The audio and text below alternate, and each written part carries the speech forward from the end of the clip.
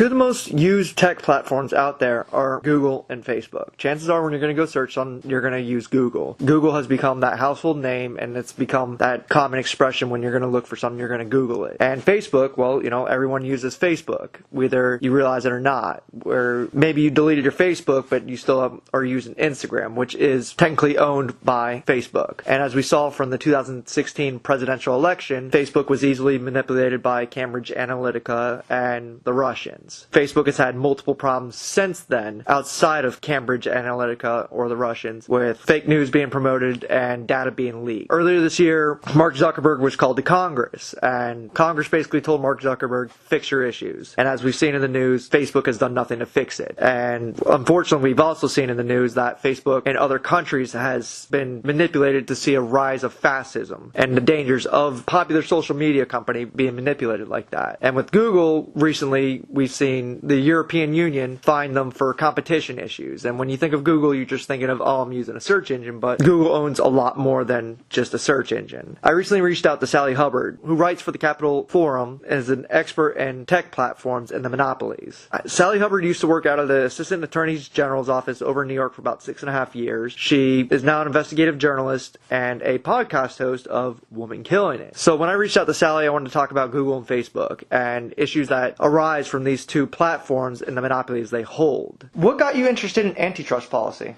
I started out in law school. Actually, I spent a summer working at a law firm, and it happened to be the year after the Microsoft case had come down, which dates me because that was like 20 years ago almost at this point. And so like when you were 15.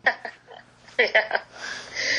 I was actually tasked with updating the law firm's antitrust group's manual on the state of the law based on the Microsoft decision. And the case was really, really complicated. So I basically had to teach myself antitrust law in order to understand how all the different parts of that case, would fit into this law firm manual and to update and say this is where the law now stands on things like tying, which is when you say if you buy this product, you also have to buy that product. After that, the next year of law school, I actually took antitrust law and I really enjoyed it. And then it was, several years after being in general litigation, I got a job at the New York Attorney General's office in the Antitrust Bureau. And so that's where I really just focused 100% of my time on antitrust for almost 7 years there. You mentioned that you were in law school when you first got interested into antitrust. So what was your original goal for going to law school? I actually wanted to be a women's rights lawyer. That was why I went to law school. I had my whole life been really passionate about gender equality and wanted to make an impact. And when I got to law school, I faced the harsh reality of owing a ton of money of law school debt and realizing that the jobs that I wanted were not going to be doable with my debt. The other thing was even though I could have afforded to take those jobs, I actually couldn't even get those jobs, which was crazy because I was at NYU Law School, one of the best law schools in the country. But you realize there's very few jobs for being a women's rights lawyer because there's not a lot of money for it, right? So there's, a small number of jobs every feminist lawyer in the country wants. And then, meanwhile, there's actually thousands of jobs at big law firms, which is what I needed to do in order to pay off my law school debt. So I kind of realized quickly that I wasn't going to be able to do what I wanted to do when I originally came to law school, unfortunately.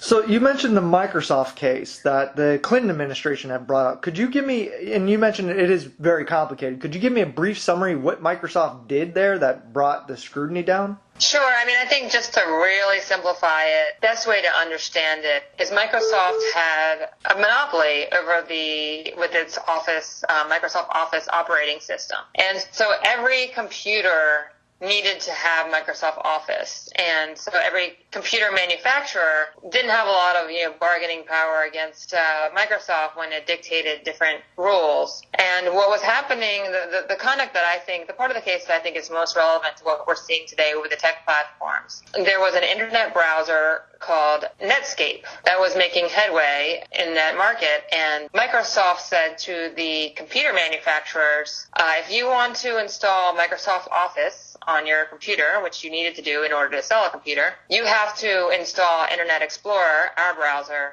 and not install Netscape. So they basically destroyed Netscape by leveraging their monopoly power in the operating system to compete unfairly in the browser market. The antitrust can cover a wide range of markets. What got you specifically interested in the tech area? I guess it all comes back to Microsoft, because what was happening, I was working as a writer for the Capital Forum on mergers and acquisitions. So I transitioned from being an antitrust enforcer to being an antitrust journalist, which is a lot more fun, actually. And there was a point where I was seeing what was happening with the big tech firms. And I was saying, wait a second, they're all doing what Microsoft did, and how come they're not getting in trouble for it? And then I just started thinking, this is really not sustainable. And I actually talked to my boss at the Capital Forum and said, I think we really need to start writing about these tech giants. And this was summer 2016. So I started focusing entirely on the tech giants in summer 2016. And literally everyone told me, there's nothing to see there. Why would you be writing about that? I literally couldn't even get anyone to read what I was writing because everybody thought that there was nothing there. Of course, now 2 years later, over 2 years later, we've seen that we actually had a lot of foresight in deciding that this was going to be an issue. But it was basically because I saw that they were all doing what Microsoft had done. You worked for the Assistant Attorney General's office in the antitrust area for 7 years, you said. What made you decide to step down and pursue a career in writing, in investigative journalism? Well, that was a great job in New York AG's office, but I am someone who likes to be at the very steep part of my learning curve. And after, I think it was more like 6.5 years, I felt like I was kind of doing the same thing. You're always learning something new, but I wasn't learning any really new skills. And then financially, the pay working for a state enforcer is quite low, and I had at that time small children. I was paying a huge babysitting bill, and I thought, this is just not working. So I actually initially left the AG's office because I was starting a tech startup, funny enough. And then when that didn't work out, I magically found this job at the Capital Forum, and all of a sudden became a journalist, kind of by accident, to be honest. There's a wide range of opinions on our antitrust laws and enforcement, but one common thing I see is that a lot of people feel like our antitrust laws they need to be modernized to be enforced against these tech giants with Google and Apple and Amazon and Facebook, for example. Do you share that belief? Do you think that our laws are not up to date for them? So I think the actual statutes are fine, like the Sherman Act and the Clayton Act, that were passed in 1890 and was it 1914? They're actually fine. What's happened is the last 3 decades, the case law has evolved in a way. The interpretations of the statutes have become just so far removed from the actual legislative intent of those statutes. And it's largely been a result of the Chicago School of Economics taking over and winning having a lot of success in the courts, so that now judges are often requiring that you have to show a price effect or a reduction in output in order to block a merger or to bring a monopolization case. Whereas actually, if you look at the Sherman Act and the Clayton Act, they don't say anything about prices or output or efficiencies or any of the things that antitrust doctrine is currently obsessed with. Not in the statute, not in the legislative history at all. So I think it's kind of like really evolved away from its roots, and case law is meant to evolve. I mean, it's, changes by court decisions. So, it's something that could evolve back if there were really aggressive cases brought. Of course, now the state of our judiciary is getting almost, worse, especially with the Supreme Court in terms of the possibility of the case law evolving in the right direction. But I do think you could bring cases under the existing law. I do think the antitrust enforcers haven't been aggressive enough with what they have. I also think some legislative fixes to make it easier for the antitrust enforcers to prevail in court would also help bolster enforcement. We've established that your focus since late of 2016 has been on these tech platforms. So Google and Facebook and Apple and Amazon are very popular programs to say, for lack of a better description, I should say. So what is the problem exactly with Google, right? So Google is this search engine that 99% of the time you're going to use. Where is the issue with Google as far as an antitrust and holding a monopolistic way?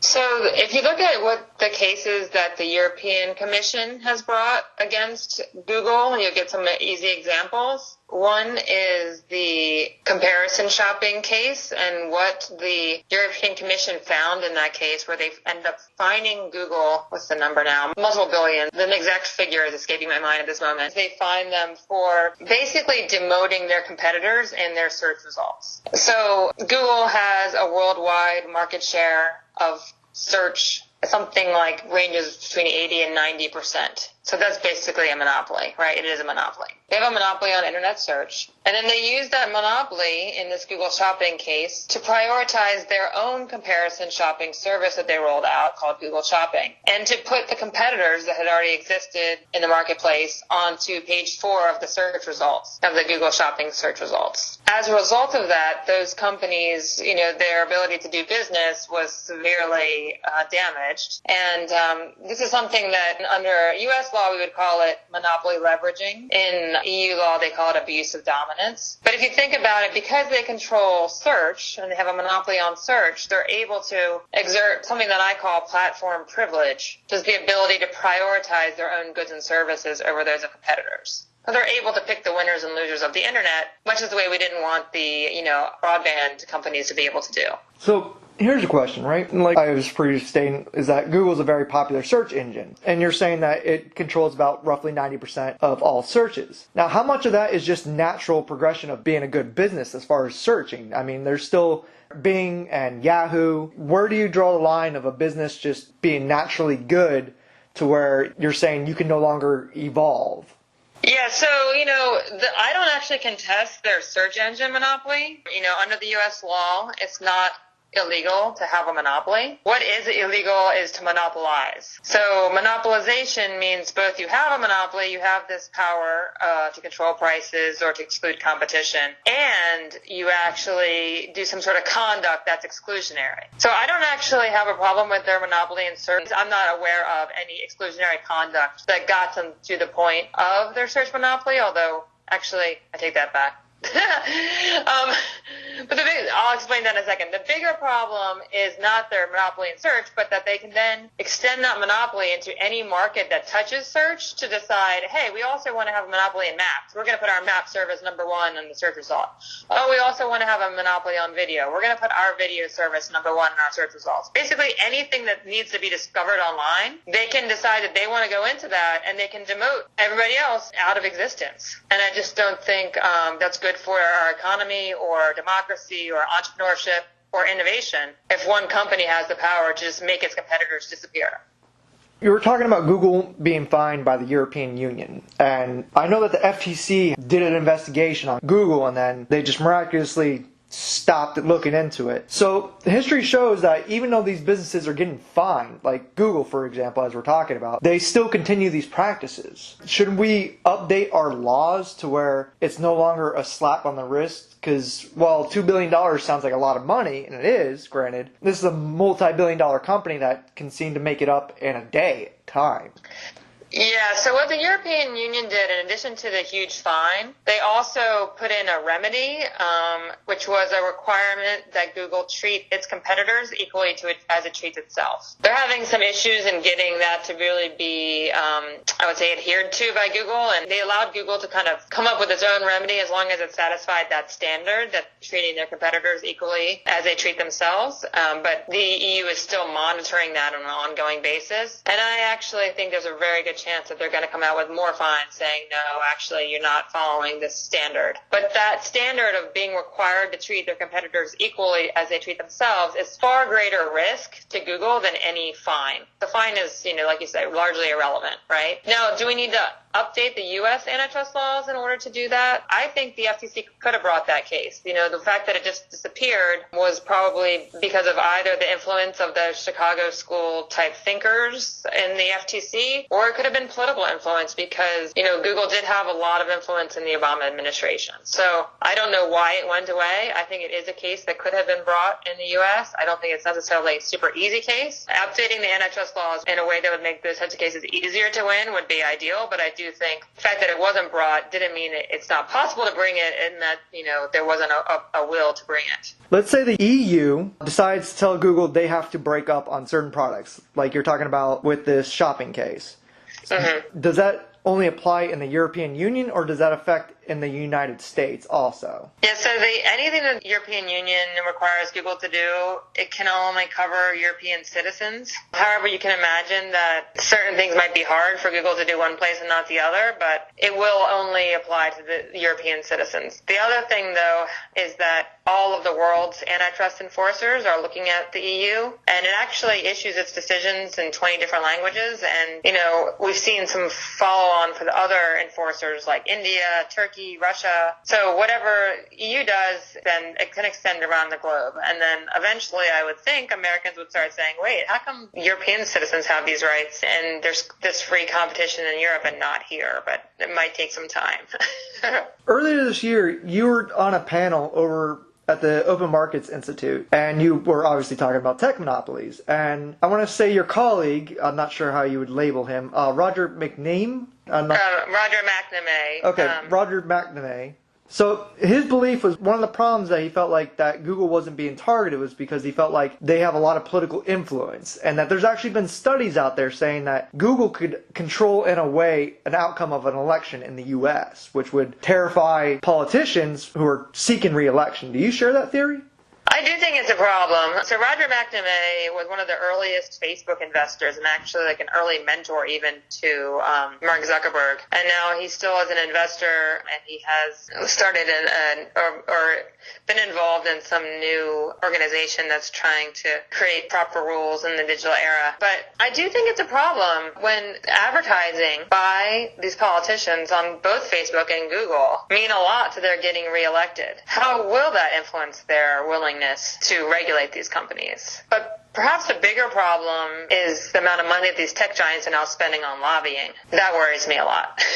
But I think we did see that relationship actually in the past with politicians and broadcasters. Because of TV ads, there was always this kind of cozy relationship or a lot of political power that broadcasters had because of the fact that they could set the TV advertising rates and favor one politician over another if they didn't agree with them on things that they wanted to be implemented. You just mentioned Facebook here and Google covering up a lot of the ads. And actually, last year, I believe, you wrote about how the Trump administration could be cracking down on Amazon and Google and Facebook. So I kind of wanted to bring that up to you. So one of the things that we're seeing here with the Trump administration, and the opinions obviously vary on this, is that the belief that we're seeing a new wave of fascism arriving in the U.S. through his administration. And obviously our president, President Donald Trump, is consistently complaining online about Jeff Bezos, who obviously created and owns Amazon, but he also bought the Washington Post. And you seem to link that he might have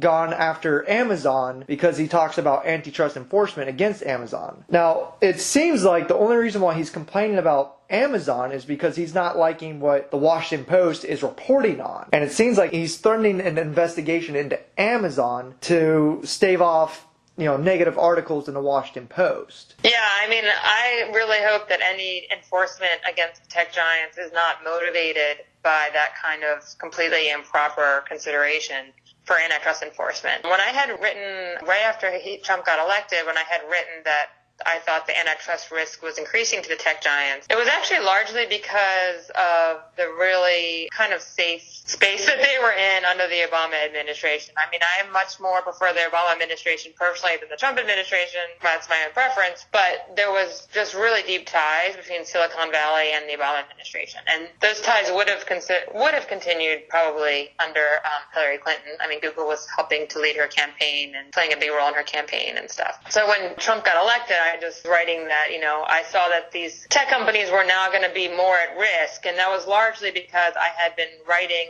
about all the anti-competitive things that they were doing that did violate the antitrust laws. And I felt that the reason why there wasn't enforcement was because there was no political will to enforce against them. And now there may be political will to enforce against them. But it wouldn't make me happy if it's being motivated by, improper considerations like trying to censor political views. Right. So actually, in the past, I want to say I guess we're in November now, so I want to say back in September, actually, our attorneys general, Jeff Sessions, had rounded up roughly about 12 state attorney generals and to hold a roundtable discussion on, again, antitrust enforcement, but focusing on Google. But it seems like, again, their complaints were more aimed at this Fox concern that their political views were being censored. Do you think, in your opinion, that could hinder further investigations, into these tech platforms to where they could say that they're being wrongfully attacked for a political reason? Well, I mean, it may be that that's why they're being motivated into doing an antitrust investigation, is that they think that there's this liberal bias, which I don't understand personally, since we know that the Trump campaign really can credit a lot of its votes to superior ability to manipulate these platforms than the left has been. So I don't really understand how there's this idea that there's a liberal bias. To me, it seems like the opposite, but not that they have a bias, but it seems like the conservative views have really gotten, their way through these tech platforms more effectively. But the point is, if those attorneys general are motivated by these concerns about censorship, they still have to make out a real antitrust case in court. No court is going to impose an antitrust remedy without seeing an antitrust case. They're not going to do it just on the basis of some idea that there's some sort of a bias. You talked about how the Trump administration, the Trump campaign, I should say, was very good at manipulating these tech platforms. And actually, I wanted to get into Facebook here. So Facebook is this, large social media website that everyone and, their mom and grandma is on and has over 1 billion users. But as we saw from the 2016 campaign with Russian interference and all that, this platform was manipulated. And there's been a lot of complaints even before this past election that Facebook kills competition. Could you explain to me how Facebook kills competition? Sure, yeah. I mean, I wrote an article soon after the election last year, or 2 years ago now, saying that I thought that the fake news problem was in part an antitrust problem. And the reason for this, there was a few different reasons for it. And one thing that I pointed out in that article that I didn't think people were really understanding was that Facebook was really competing against legitimate news companies for user attention. Its business model is to keep users on its platform as long as possible, and that allows it to collect as much data as it can and show as many ads as it can. So Facebook is basically in a battle against the legitimate news companies to get as much user attention as possible. At the same time, those news companies are dependent on Facebook to reach users, because I think it's actually almost 2 billion, it's actually 2 billion users that spend a significant amount of time on the platform every day, and it's become a huge source of news for people. What that does is it puts these legitimate news in this situation of being both competing against Facebook for attention and user data and ad dollars, and also dependent on Facebook to reach users. And then, so Facebook was pulling a lot of different levers that was really disadvantaging legitimate news, by things like, at one point it closed down its browser, made it an internal browser, and then made it very slow, and then started telling news companies, hey, I'm sorry about those slow loading articles. If you really want to get through to on our platform, you should really do Facebook instant articles. And those were articles housed on Facebook's platform, which is a really bad deal for news for a lot of reasons, because they're not getting the traffic to their sites, they're not getting the data to their sites, they're not getting the users on their NewYorkTimes.com and then clicking all around and reading other articles. And so it was a bad deal. But a lot of news companies felt they had no choice but to take it. And you had people accusing, it was a high-level, forgetting his name now, high-level officer at Wall Street Journal saying, or at Dow Jones saying, Facebook is killing the news. So that was part of the problem in terms of harming competition. The other thing the reason why I was saying that that the fake news problem was in part an antitrust problem, was that I felt that if they had some competition, they'd have actual real pressure to fix these problems, right? Right now, there aren't really alternatives for most users of Facebook. While there are other social networks, most of them are not actually substitutes for Facebook. You want to see your grandma's photos and your high school friends' photos, where else are you going to go? Instagram, which Facebook bought, right? And so because they didn't have any competition, they didn't have anything to discipline their behavior, and they could just pursue their business model without any regard to the consequences. And their business model is to engage people as much as possible, prioritize the most salacious content, and that's what would generate the most clicks and shares. And that was usually the fake news, not the real news. So we're talking about fake news here and how Facebook is killing off real news here. So one of the other issues we're seeing from Facebook and their power is that last year, I believe, a lot of news media companies were laying off all their writing staff and promoting to video because they said they were getting all this attention on video from Facebook. And then I want to say within a month ago, it was revealed that Facebook was manipulating numbers to make it look like all these people were watching videos when in turn they were not. And that video was actually not doing well, period. Now, could they face repercussions for that in a legal sense? They have been sued, actually. There's a class action brought against them by, I believe, advertisers for inflating the watch times. And I believe it's a fraud case. I'm not 100% sure. So that's not an antitrust case. It's just a fraud case in terms of lying about the metrics. I do think in terms of how does this reflect on antitrust, I think the fact that the entire news industry has to just kind of, is that the beck and call of Facebook? Oh, you want us to do video now? Okay, we're laying off our journalists and do video. Oh, what? Not video's not working? Okay, what do we need to do next? That's a very bad sign in terms of market power and in terms of like a robust economy and robust, especially economy for news, which is very, very important for our democracy. One of the other issues that we're seeing from Facebook here is that overseas they are causing a lot of mayhem, it looks like, to where we saw in Myanmar with the massacre being carried out to now we've seen Brazil just elect a right-wing fascist, and it looks like Facebook is connected to all this. Mm-hmm. So how exactly is Facebook promoting all this fascism here? Well, I think it has to do with the algorithms. I think it all comes back to the algorithms. The way that they work is that they prioritize engagement. Okay, so they prioritize whatever messages and posts have gotten the most clicks, likes, and shares. And actually, as Roger McNamee, who we mentioned earlier, calls it, the content that's most engaging is the content that appeals to our lizard brain, which is content that makes you angry and fearful. So it's in their business model interest to have the most engaging content be prioritized by algorithms because they want to keep you engaged, keep you on their platform as long as possible. The downside of this is the most engaging content is a lot of times it makes you fearful and angry. So the most salacious, the most polarizing, the most angry, false content is actually elevated by their algorithm. And it's not that it would have to be that way. They could make the algorithm prioritize news that came from really legitimate sources and was well researched. I mean, there could be some sort of a certification process. There could be neutral ways to ensure that it's not just the fake news being elevated to the top. The other problem, though, and this is something that Roger McNamee has written about, and another woman who's worth really checking out her writing she's done some TED Talks too, Zeynep Tufekci has written about the polarization that's caused by these algorithms is that there's not really any public sphere anymore, right? It's not like you're seeing a wide range of viewpoints. You're seeing what the algorithm has decided you will click on and you will engage you, and you're seeing your own narrow slice of the information that's out there. And when you think about it, in America, we've always had this proud heritage of the First Amendment and free speech, and the idea was always if someone says something terrible, you can counter it with counter speech. Well, you can't use counter speech when the algorithm won't serve that counter speech to a person. They never see the counter speech because the algorithm is just, it knows what will make you click, and it's actually pushing people into more extreme boxes because the next more extreme content will make you click even more and more. Having a loss of the public sphere. Sorry, there's no public sphere anymore. If, let's say you had the power to break up Facebook, you've been put in charge to break it up, how would you go about breaking up Facebook to make sure that, that there was a healthy competition in the market?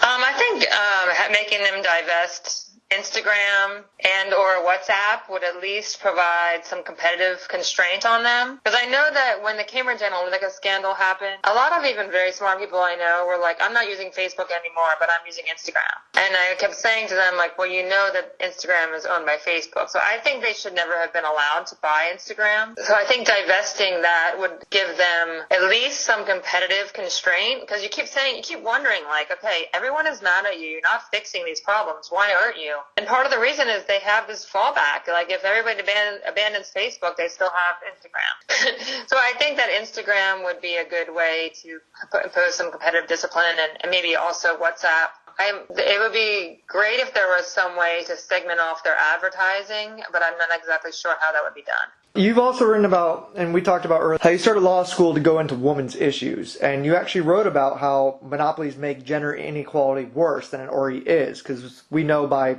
any objective standard that men unfortunately make more than women, even if the woman does the same amount of work, if not more. So how does exactly a monopoly make that worse?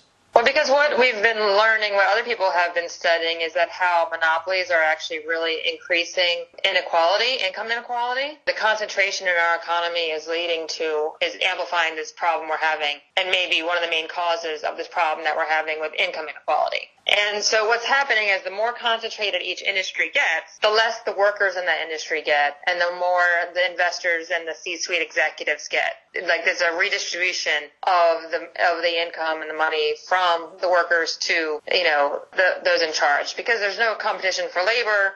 They can pay whatever wages they want to pay. So there's other people. Marshall Steinbaum at the Roosevelt Institute has done great work on this, who looked at the effects on concentrated economic power on workers and wages. And we know that women make less for every dollar that men make. So to the extent that workers on average are going to be making far less, women are going to be at the very bottom end of that and are going to even be penalized worse, especially because they don't really make up the C-suite executives and the investors. I mean, they have such a small percentage of those. So to the extent money is being redistributed to the C-suite executives and the shareholders, that's going to be men. And there'll be even less to go around for workers and even less for women. The other thing that I thought was really disproportionately harming women is this idea that worker mobility is really restrained when you have concentrated industries. So imagine if you work in an industry and there's 10 different companies versus there's 2 different companies.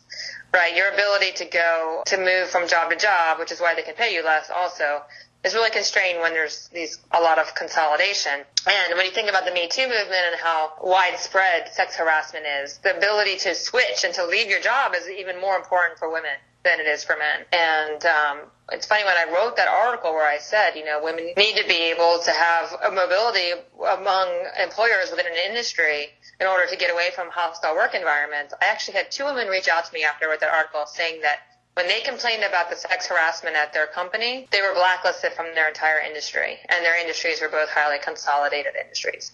We're talking about monopolies and how there's less competition and how women obviously are being affected by this. So one of the beliefs is on how to get equal distribution of pay, per se, is a higher taxation rate. So do you believe it's an either-or thing, that maybe if we just break them up, that will help solve the issue, or that if we just tax them more, that they will start distributing, downwards instead of upwards? I think both make sense, to be honest. I mean, taxing, they're not paying their fair share of taxes at all, these tech companies. And when you look at how much of the wealth that they account for, and then how much the taxes they pay, it's really creating a huge drain on the tax base throughout our country, and they should be paying their fair share of taxes. And whatever they're not paying their fair share of, that means all the rest of us have to pay more, right? And that means our schools are underfunded, and everything that we need is underfunded. So I think taxation is an important issue, and I think also making sure that they don't have too much, they're not able to acquire all their competitive threats, and they're not able to leverage their monopolies in one area to take over every other area they want to, are all important things that should be pursued. Earlier you talked about how Google and all these tech platforms, along with millions of other companies, fund lobbyists to go up to Washington. But one of the other issues I see is that Google will fund think tanks and to do research. So how do we separate what comes out of these think tanks? So if Google is funding this think tank and they put out a policy paper that says Amazon should be broken up, but they don't talk about Google, what do you think is the solution to this issue? I think we need to have transparency rules. I know Senator Warren made some proposals about this. It's both think tanks and professors. And the professors make me extra angry, because if you have someone, they sound like really important and neutral, like, oh, here's a professor at MIT. It gives them a lot of authority, and people are, think that this is a neutral person, a neutral third party. And so many professors and think tanks are on the payroll of Google. So I think there needs to be requirements that there's clear affirmative disclosures, how these people are funded. There's been a little bit of movement toward that. You're seeing more people disclose, like, here's a paper that was funded by Google. You're starting to see more disclosures in that regard, but I think there should be rules, because it doesn't mean you should necessarily discount their point of view, but you should know where they're coming from. It should be part of the disclosures for sure. You talked about how you worked in the New York Assistant Attorney General's office in the antitrust section. So if the federal government isn't taking priority on antitrust enforcement, how can state attorneys generals come into play here? Yeah, states have in the past filled gaps when the federal enforcers are not doing their job. So it's definitely possible. It was actually the states who began investigating Microsoft, and only after they began their investigations did the federal government get involved. So they were actually the catalyst for the last major antitrust case against a tech platform for monopolization, which, like I said, was almost 20 years ago now. So they can, spur the federal government to act, and they can go it alone. It's certainly hard for them to go alone against one of these large tech companies just because of the differences in resources, but it is possible. Could a state bring a antitrust suit against Google? Let's say the state of Florida brings a suit against Google and they win it. Could a state force Google to break up, or is it just saying they cannot be combined together in the state of Florida? They wouldn't technically have jurisdiction beyond their state lines to require them be broken up across anywhere else. But I think if you got to the point of them actually getting to maybe prevail in court, you would see a lot of other states joining in and maybe the federal government joining in also. We've talked about how you worked in the state attorney general's office or in the antitrust division, and how you are an investigative reporter and you do a lot of writing for the Capitol Forum. But what you also have started, I believe in 2016, was a Woman's Killing It podcast. Could you tell me a little bit about that? Sure, yeah. You'll see with this podcast, right? You started as like a side hobby, and then it takes over your life. I started the Women Killing It podcast pretty much as a hobby, but also I started in April 2016, and at that time there was a lot of news about the gender pay gap, and all the news, I was glad that it was getting attention that it deserved, but all the news was blaming it on women, saying things like, well, women don't ask for more and women don't negotiate, and that kind of really bothered me. At the same time, at that point, I was still reporting on mergers and acquisitions, and for every new deal that I was writing about, I would go to their industry meetings, their trade shows, to try to learn about the industry. And every industry I would go to, I'd be like, oh, this one's male-dominated. Oh, this one's male-dominated. And it seemed like every industry was male-dominated, and I was wondering what happened to all those brilliant women that I went to college with. So it was a frustration of women standing in the world, in the professional world, combined with an idea that I really wanted to do an investigation into what does work for women at work. We'd heard a lot about what women were doing wrong. That's what everybody was talking about. But I wanted to know what does work. And luckily, I had a lot of really badass friends that I got to start off with. And I started just with my friends, asking them what are the lessons that they've learned that they wish they had known when they were starting their career. And then it just kind of expanded, went crazy. And it's been so much fun. And I've really enjoyed celebrating female success and putting those positive stories out there. So, with your Woman Killing It podcast, do you focus on one subject specifically, or do you just reach out to women in various industries and talk about what they do? I try to have a real wide range of women. So I have some really powerful, really successful from the traditional measures that we use for success. I have some women, that are really well-known rock stars. And then I have other regular women who maybe be working part-time, maybe have taken unconventional career paths, have even taken time off from their careers to raise a family. Because I really think that every woman is killing it. And so I just want to tell everyone's stories. And I think everybody has some wisdom to impart.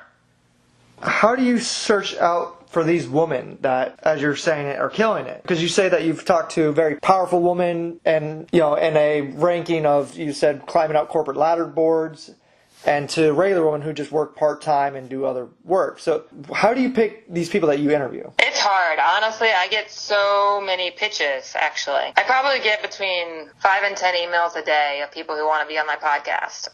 And I would love to tell all of their stories, but I do have a full-time other job.